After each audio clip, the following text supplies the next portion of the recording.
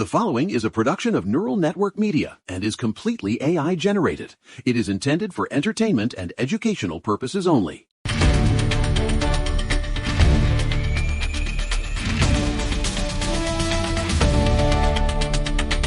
It is Saturday, March 7th, 2026. You are tuned in to the Neural Right, your daily dose of common sense and a crazy world.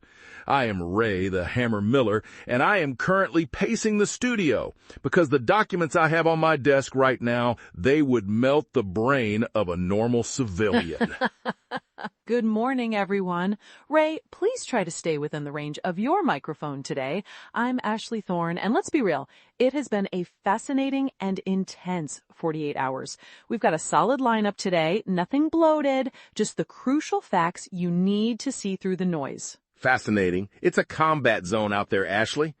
Just yesterday, we were breaking down the DHS leadership reset, Mullen coming in for Nome, the Supreme Court finally putting a leash on California's school-to-transition pipeline, and even LeBron James looking for a farewell tour. It was a busy show yesterday. Busy. It was action-packed. But today the energy has shifted. We're seeing the fallout from major military operations and a literal brawl in the streets of one of our major cities. Let's start right there, because I have the white papers on San Francisco. Listen to me. We were told that Mayor Daniel Lurie's security detail was attacked in the Tenderloin district. The media wanted you to think it was just another random act of violence against the public servant. Right. But then the surveillance footage dropped on Friday. And what do we see? We see a suit-clad officer from the mayor's own detail, a guy who's supposed to be a professional, initiating the physical contact. He shoves a guy on the street, and it turns into a total street fight. One officer ended up bleeding from the head on the pavement because they tried to play tough in the wrong neighborhood. It's incredible. One community leader actually said Lurie was acting like Mother Teresa, hopping out of his SUV to confront people blocking the road. Let's be real. If you're the mayor of a city that has become a world-renowned example of urban decay, maybe don't hop out of your armored vehicle to start a shoving match. Exactly. It's the Victimhood Industrial Complex trying to frame the narrative before the facts come out. They wanted Lurie to be the hero or the martyr, but the camera doesn't lie. It never does. It's not just San Francisco, Ashley. D.C. is rotting from the inside, too. The assistant chief inspector of the Metropolitan Police was just put on administrative leave. The documents don't say why yet, but when the top brass starts disappearing while the streets are a war zone, it tells you the institutional decay is absolute. Is that right? I hadn't seen the specific filing on the inspector yet. It's all there. They want you focused on the official crime stats, which they claim are lower, but meanwhile they're shoving people in the Tenderloin. And while the cities are crumbling, look at what's happening with the hardware we rely on. Ford is in a total tailspin. Quality control has been replaced by social engineering, and it shows. The recall crisis. Over 7 million vehicles, Ashley. 7 million. They've got a race condition in the software for the trailer modules. That's over 4 million F-150s and Navigators where your trailer brakes could just stop. Wait, a race condition? It's a coding error. The machine can't decide which command to follow, so it just dies. They have 1.7 million Broncos with cameras that overheat and EVs like the Mach-E that might just roll away because the park gear is a suggestion to the computer, not a physical lock. This is what happens when you prioritize gadgets over engineering. It's the same thing we see in government. They build these complex, smart systems that fail the second they hit real-world conditions. Exactly. They want you in a rolling cage that they can shut off with a keystroke. Listen to me. They don't want you to have a mechanical connection to your vehicle because then you have autonomy. Let's be real, Ray. Autonomy is the last thing they want. Here's the reality on the ground. Look at what's happening in Los Angeles. The city council just approved what they're calling the Olympic Wage Ordinance. I saw this. This is the progressive policies versus reality file in real time. It's worse than I thought. They approved a $30 an hour minimum wage for hotel and airport workers by 2028. But let's look at the hidden costs, because the media isn't reporting them. Starting in February, the wage jumps to $25, and then employers have to provide a health payment of $8.35 per hour. $8 an hour for health? Yes!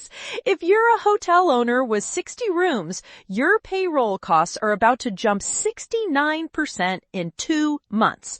The Hotel Association is calling it an economic tsunami. And they're right. You can't just mandate prosperity. They don't want prosperity. They want a controlled demolition of the middle class. If you make it impossible for a hotel to operate, you destroy the tourism industry, and then everyone has to go on the government teat. Right? And it's not just hotels. Chevron is sounding the alarm too, warning that Governor Newsom's climate mandates are going to cost California 500,000 jobs. 500,000 people, Ray. 500,000? They described Newsom's agenda as adversarial. Here's the reality. What began as environmental equity has transformed into industrial suicide.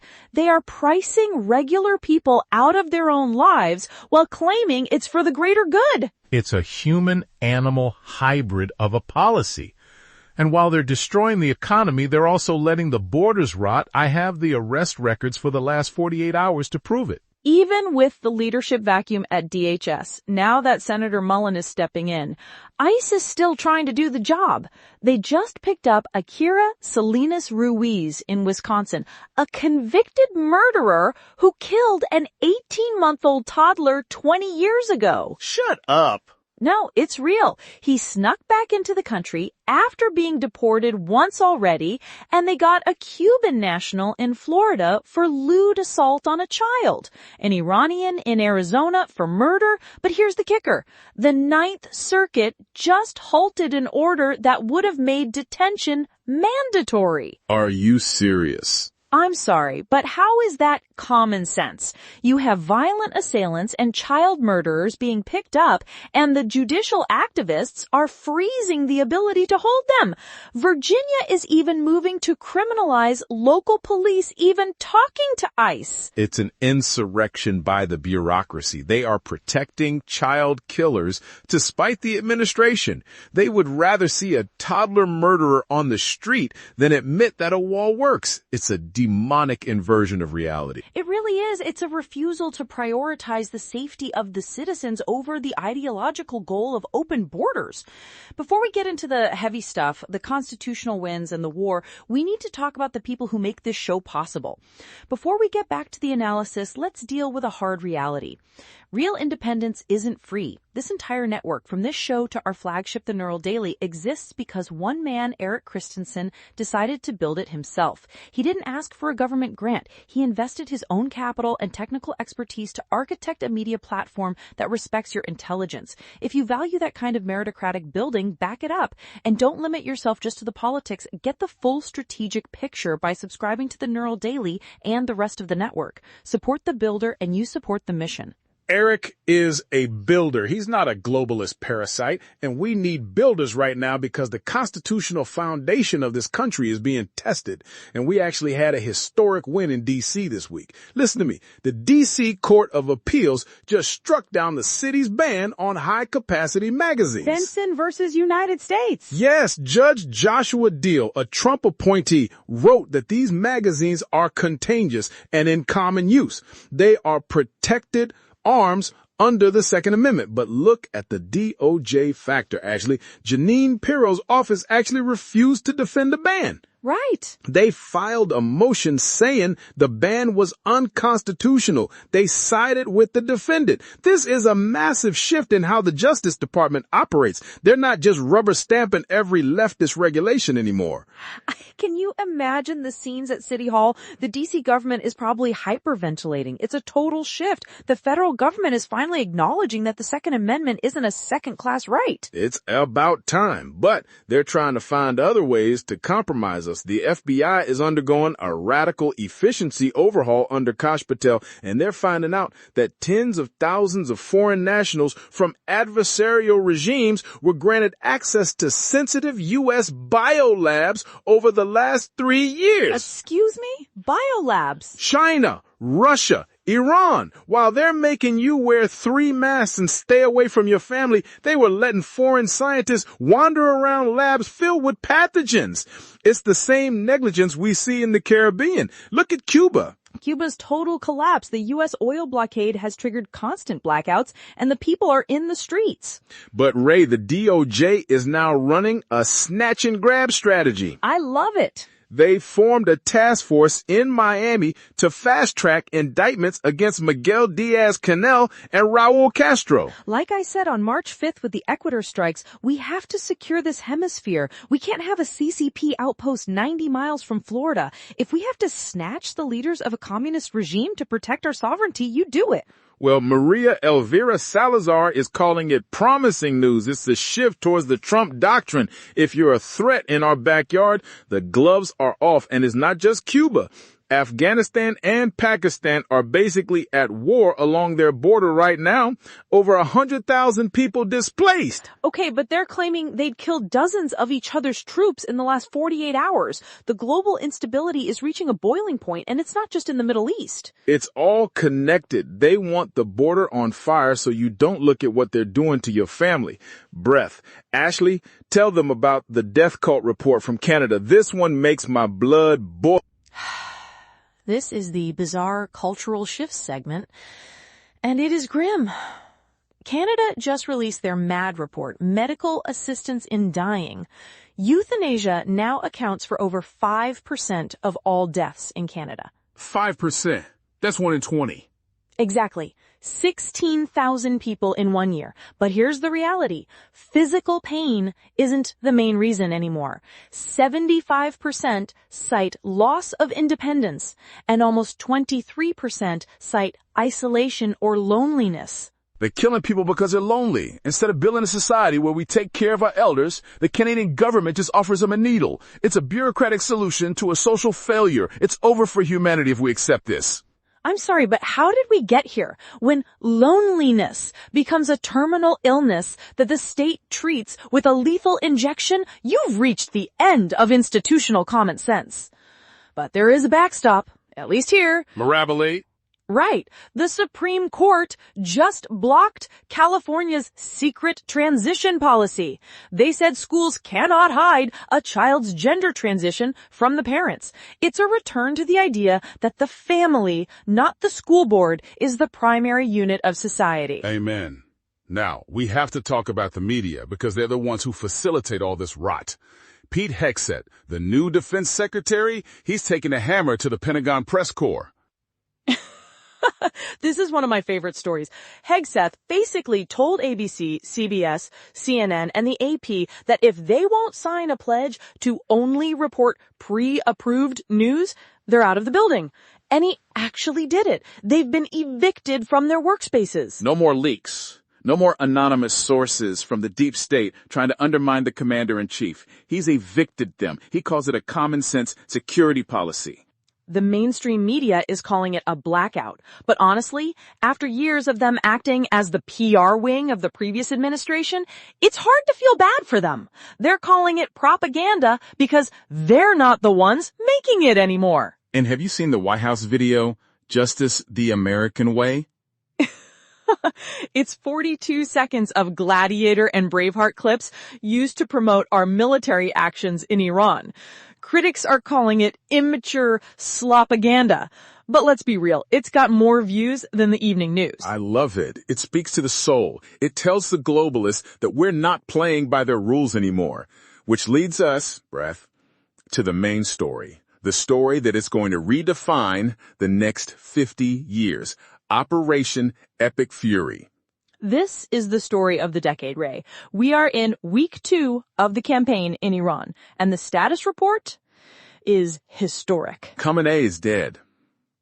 Let's just start there. The strike on February 28th was a masterpiece. Trump is saying Iran is beaten to hell, and I have the CENTCOM documents right here.